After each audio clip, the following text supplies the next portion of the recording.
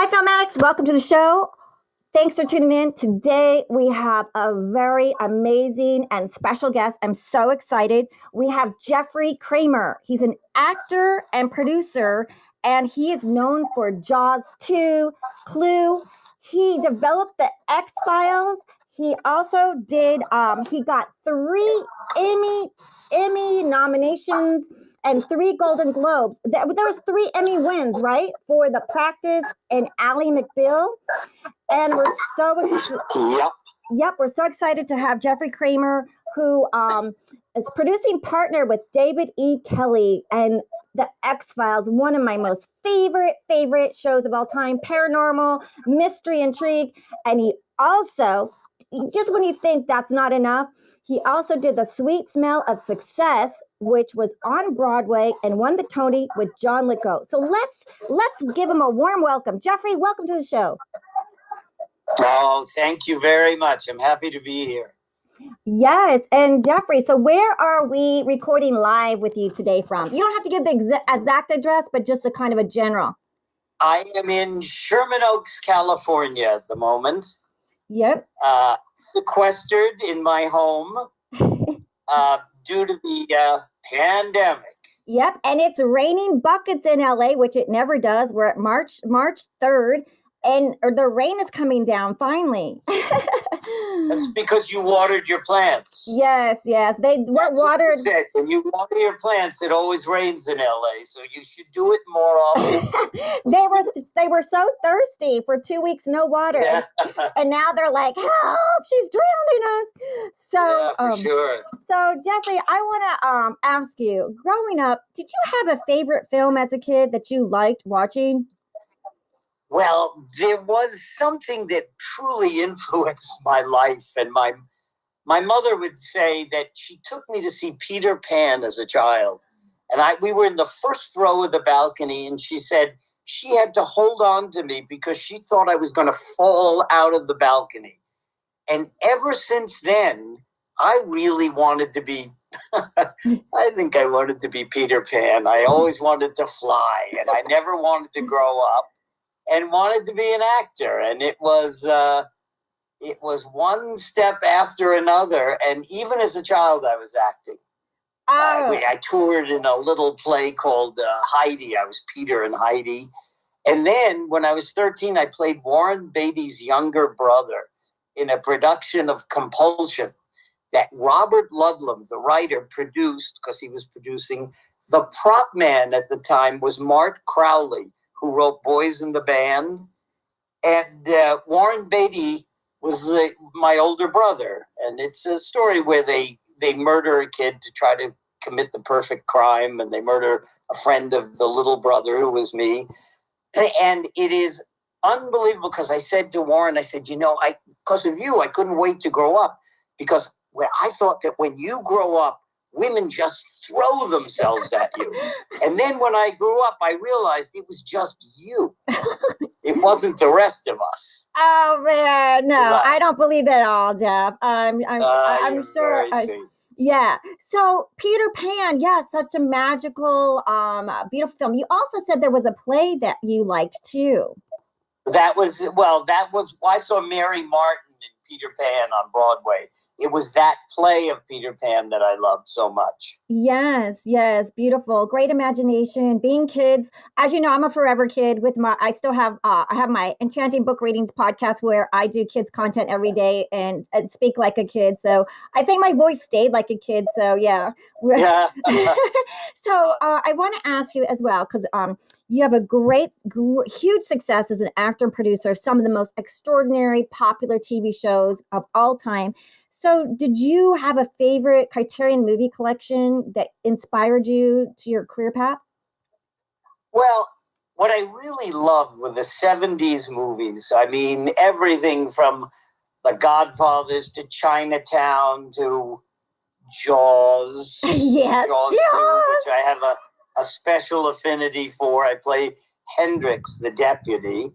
And Steven Spielberg was still Steven then in those days. And the godfather to my youngest son is Richard Dreyfuss, who I met during Jaws, and I made lifelong friendships during Jaws 1 and 2. A lot of kids from the Jaws 2 I still see, and Jeannot Swark, who directed it, is my dearest friend, and Joe Alves. I made such lifelong friends during this experience, and it was like a perfect storm. Nobody ever knew that it was going to be as successful as it was. We all thought the plug might get pulled during the shooting of it because we were over budget and over dates, and oh my gosh, it was a mess. But it was like everything came together in an oddly creative, perfect storm way that just made it all work. Well, you've made lots of people in Florida and around the world scared of the ocean because of Jaws. If you see a fin, it doesn't even matter if it's a dolphin fin. We're like, shark, run! None of us ever swam the same again. I guarantee you. Yeah, and speaking of, so you're an actor. Is there a favorite director, like one of your favorite? Because I know you have many. You don't want to, but is there a director that you just love working with as an actor? Oh, I love Jeannot Swark. He was the best.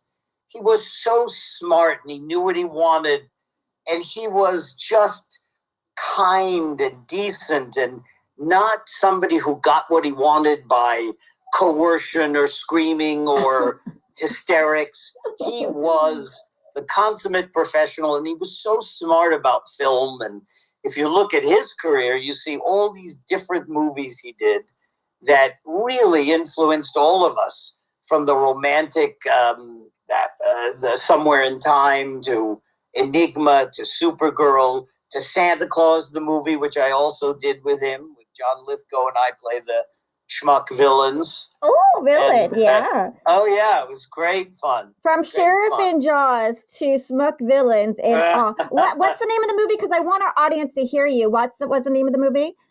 Santa Claus the movie. And the director's name, can you repeat it? Because I love how you say it. Oh, it's Jeannot, Jeannot, Swark, Szwarc. So he directed Jaws 2. So he came in. Right. Swark. Okay, directed Jaws 2. Beautiful. Right. Yeah, so because it's interesting. People always ask me like, "Oh, how can you ask them about directing?" And so when you're an actor, so do you have a favorite scene that you did, or do you want to could you describe a favorite? I don't, but I'll tell you something about acting. It was so up and down in life. I mean, you'd work, and then you wouldn't, and then 3 jobs would come in at once, and you couldn't do them all because they conflicted in time. And it was always like that. And the up and downs of it were just tough for me. I was never one who had a great hobby that took up the in-between times. And it was a tough one. And then I began to realize later on in life that we were the we were the last hired and the first fired. And I thought, geez, I want more control over my life. I'll tell you an interesting story. We were having our first child, and I got an offer to do a TV series. And, they always have to match, if you can, your quote of your last job, how much money you made in your last job. And they wouldn't pay it. And they offered me 1/3 of what I usually got. And we had no money. We were having our first child. And I'm on street corners, hiding below a hat, selling flowers. Because I was afraid my agent had walked by. I was embarrassed. And oh, wow. You really sold flowers. And it raked my ego. And I thought, oh, my God, I really don't want to do this for this kind of money. But we needed it, and I did it. And it was a really important life lesson for me, because being there, it shouldn't be just about the money. But when I was there, I made friends for life. I enjoyed the work. I needed the money. And it all turned out so well, because you never know what will happen to you if you take that leap and take these jobs and be busy. Being busy will lead to other things. You have to always keep moving forward in this business. You cannot stand still. whether it's laterally or forward or whatever, you've got to keep moving. And if forward is the best if you can, but you never know. But you have to be out there to be able to participate in it. Wow, that's an incredible story that like you had your high highs and then you had some lows where you were selling flowers in disguise at a street corner, which could be a movie and a play. I see it now. And then you get offered this TV show, and then you can come out of hiding and say, "Here I am, Jeffrey Kramer." Yeah. So that's such a great and inspiring story because we most of us start, most of us aren't born in the business. We're not royalty, we're not famous. So we're, there's so many talented people trying to get in. So that's super inspiring. I love that. So that's going to lead me into so how did you start? We know you were a kid, you're watching Peter Pan with your mom, and then how did you start? Did you study? Did you train? I did. I got an acting scholarship to college. I went to Ithaca College, and we just got such an education, and we were so active. And my mom was born on Martha's Vineyard. My grandparents had immigrated there, and it was just a beautiful place. And we talked the college into letting us start a summer theater in the summers. And they financed it. We had all these kids. We paid $15 a week. And we played all the best young men's and female roles. And we did a play a week. So it was 1 week summer stock. And what an education that was. You rehearsed one play in the day and performed another one at night. And in those days, if you didn't memorize 30 pages in a night, you were gone. You had to do it. I don't know that I could do that again, but it was so much fun. And it was such an education. And it was just brilliant. And after 2 seasons that Ithaca did it, when we graduated, we took it over on our own. And I hired all the good young directors from New York who got to know our work, so would hire us in the winter because directors love to work with people who they know and they like and they love their work. And it was just terrific. And all of that led to, between being a waiter at the Magic Pan or other things to make money and working, it led to me reading in the Vineyard paper about Jaws. And had my agent in New York made an appointment with Steven Spielberg, and I flew to Boston with another friend of mine, and I went in and I met Steven. And I walked out of meeting Steven, and I said to the guy who was there, I said, I'm going to get this. I have never done that before, but I just felt like, whoa. 10 days later, I think I was in Virginia doing a commercial, and I got the call, and it was so exciting. I mean, the first day of principal photography on Jaws is when I find the first body and throw up on the beach. I was so nervous I could have really thrown up. Wow. And did you, at that time, Steven was Steven, like he was a big deal, right? Yeah. So he had just done one other movie called Duel. And TV he had done, but no, this was his biggie. Yeah, and he was about your age. You guys are both at 27-ish. He was about 28, 20, something like that. I don't remember, but it's a long time ago. Well, we don't have to. We're young. We're Peter Pan. Remember, we're magical. We don't. I get it. I won't grow up. Yeah, and so what can you share us anything on that set with Steven? Was there like good memories? Can you just share us anything? Any funny stories? Well, I love Murray Hamilton. One night we're walking back and Murray went, here, kitty, and a skunk came out and skunked him. We had to bathe him in tomato juice and then put him he left his room and came down and slept on the couch in the lobby of the hotel. That lobby smelled. It was unbelievable. Murray was great. And, Richard and I became friends. And, he was instrumental in my life in many ways. Years later, when I wanted to thought of changing my life and they offered me a job at Fox, my wife had set him up at the time, and he came over and said, Jeffrey, if you don't do this, I will kill you. And I ended up going to all of the meetings, and I got the job, and it changed our lives, and I was so happy it did. So for the people listening, you went to Fox and you became, can you tell them a little bit about that? Well, so I was an actor forever, and it was up and down and up and down, and it was feast or famine.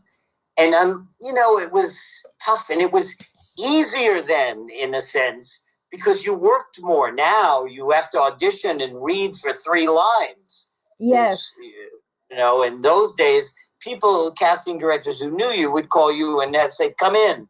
And I did tons of them, Laverne and Shirley and Happy Days. I played the leader of Fonzie's old gang, Lefty from the Falcons. Oh, can you give us some acting? Can you give us any No, it was fun though. I loved it. You can't say, come on, boys. Come on. Oh, yeah. So you play leaders and villains and sheriffs. I like it. Well, and then I actually was Chuck Norris's partner in a movie called Hero and the Terror, and that got me out of acting.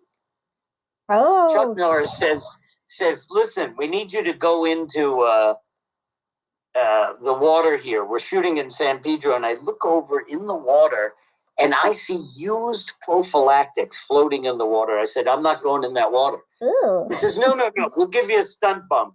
I said, it's not about money. It really is. Because, if you do stuff like that, what they do is saline out your eyes, ears, and nose, and that's not enough. He says, no, we'll give you a stunt bump, a big stunt bump. I said, no, it's not about money. He said, get the director over here. The director, Bill Cannon, who I love, came over. He says, this actor doesn't want to go in the water. He looks in the water, sees what I see, and says, whoa. I don't blame him. Jews don't go in water like that. And I thought, whoa, he's right.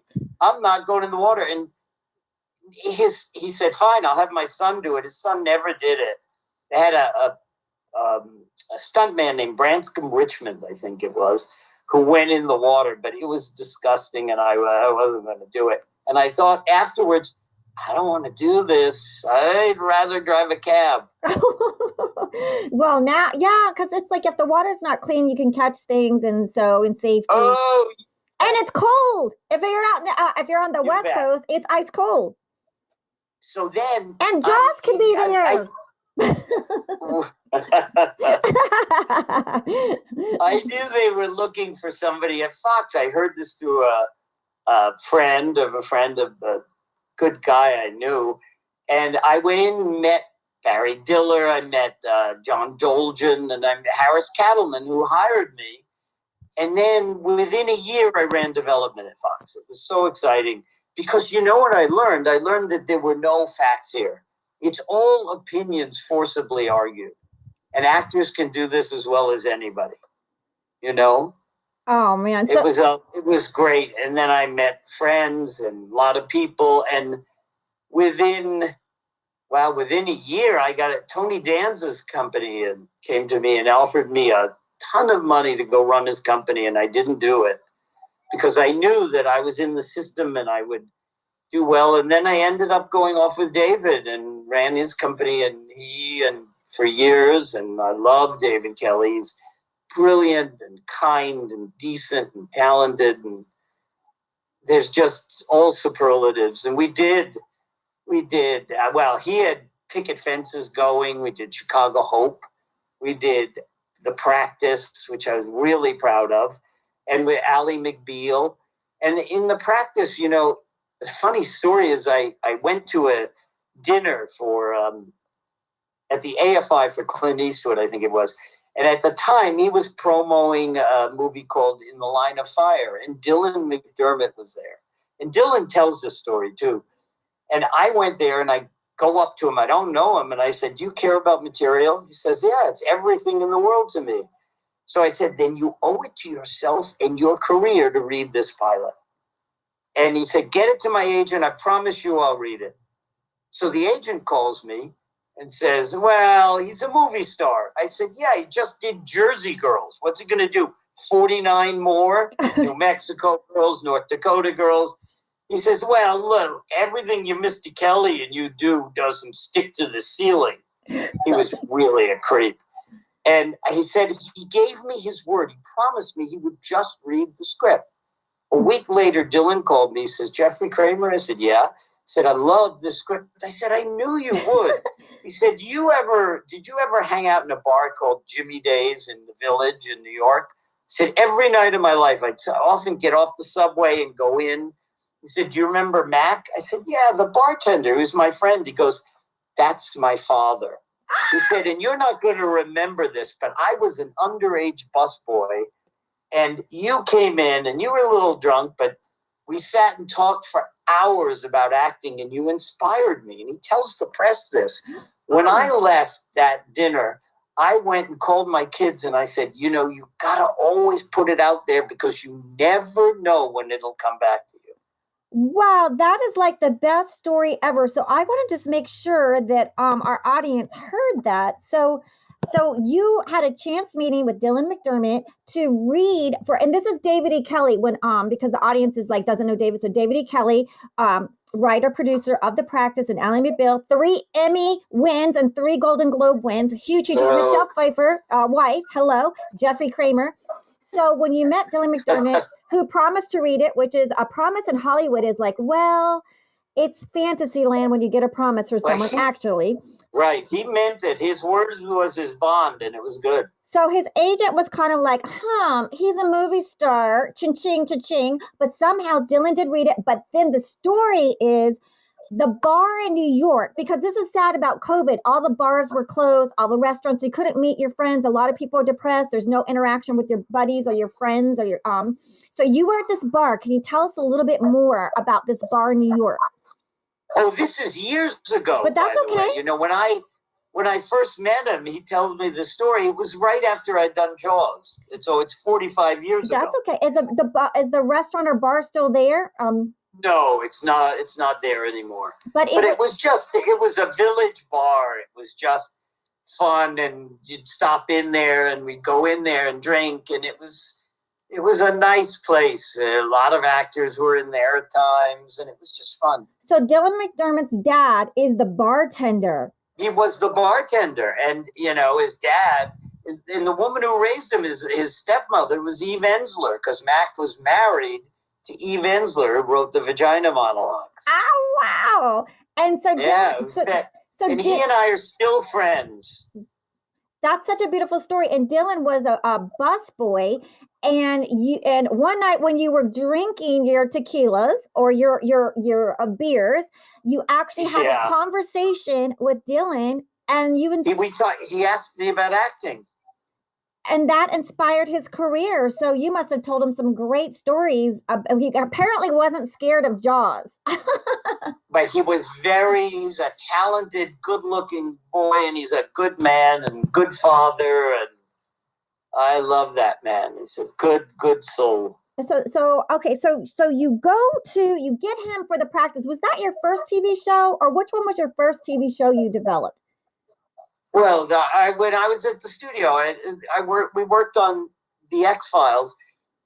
The man who created the X-Files, the writer, Chris Carter, used to be the editor of Surfing Magazine. I don't know if you know this, but he did, and he did a couple pilots for Brandon Tartikoff, and he wanted to do a show about unexplained phenomenon. And now it's the template because it was so beautifully set up. You have a believer in Mulder and a non-believer in Scully. So you got, the yin and the yang, and everybody tries to replicate that. But it was so well done, and it was so good. And the year before we did this, I had developed a half-hour script with Dinah Kirgo about a guy who becomes an Avon lady, and David Duchovny attached to it. And then when we were in the room, Gillian Anderson came in and she had no credits. I ran into her and I told her that. I said, I was in the room. And she said to Peter Morgan, she said, he was in the room. He was in the room. And I told her how she just bowled everybody over. We were just so impressed.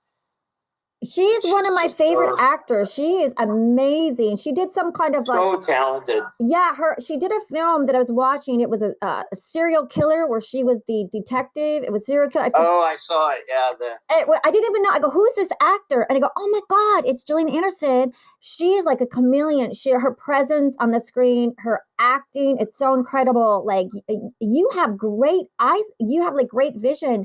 The fact that you casted unknown talent, like that's amazing. All of our shows were great. You know, we saw everybody for Ally McBeal, but Callista just blew everybody away. She was just something so extraordinary.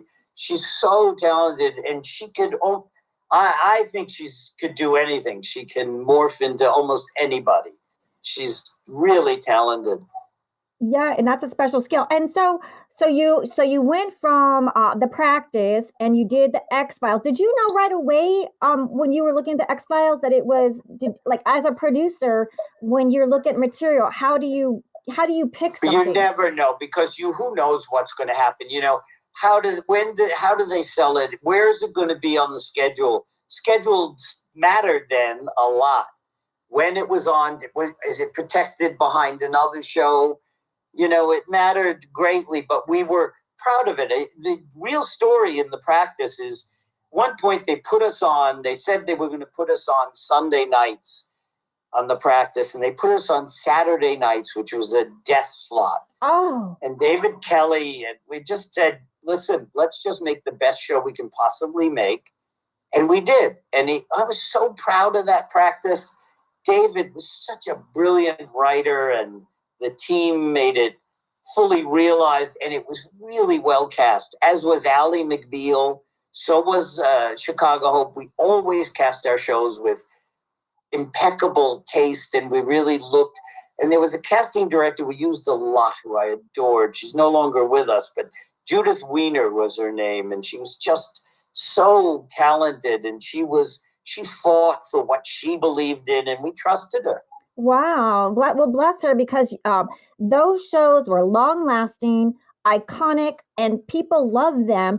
And so that leads me to a little question like, well, now with streaming, how is that affecting? Well, you know what? I'm going to end it here so we can do part 2, because I want to get to your other TV shows and also your charity. Can you just let us know real quick the name of that? And we're going to end part 1 and go to part 2. Tourette Syndrome Association. Tourette. It's fabulous. Okay, great. Tourette Association. The Tourette. So we're going to end part 1 with Jeffrey Kramer, amazing actor and development producer. And then we'll be back at part 2. So thank you, Filmatics. See you in part 2.